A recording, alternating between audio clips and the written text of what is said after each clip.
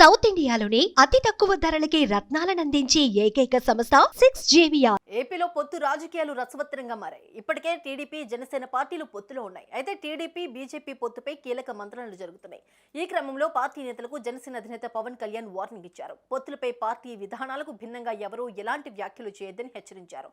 ఈ సమయంలో పార్టీ శ్రేణులంతా అప్రమత్తంగా ఉండాలని సూచించారు.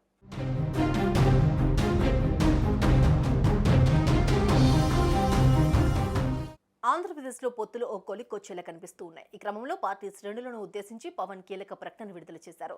జనహితానికి, రాష్ట్ర సమగ్ర అభివృద్ధికే జనసేన ప్రథమ ప్రాధాన్యమిస్తుందని పవన్ అన్నారు.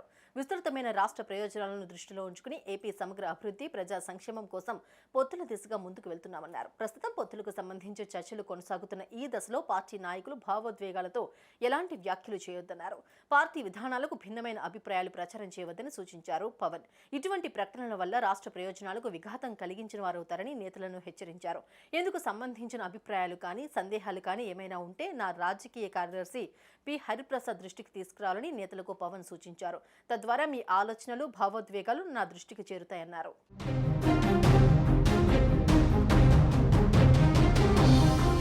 ఇక పొత్తులపై పార్టీ విధానాలకు భిన్నంగా ప్రకటనలు చేసే నాయకుల నుంచి వివరణ తీసుకోవాల్సిందిగా ఇప్పటికే కేంద్ర కార్యాలయానికి ఆదేశించారని పవన్ తెలిపారు. పొత్తుకు విఘాతం కలిగించాలని ఎవరు ప్రయత్నించినా వారిని ప్రజలు గమనిస్తున్నారని హెచ్చరించారు. ప్రజలు స్థిరత్వాన్ని కాంక్షిస్తున్నారన్న పవన్ ఈ సమయంలో పార్టీ శ్రేణులంతా అప్రమత్తంగా ఉండాలని సూచించారు.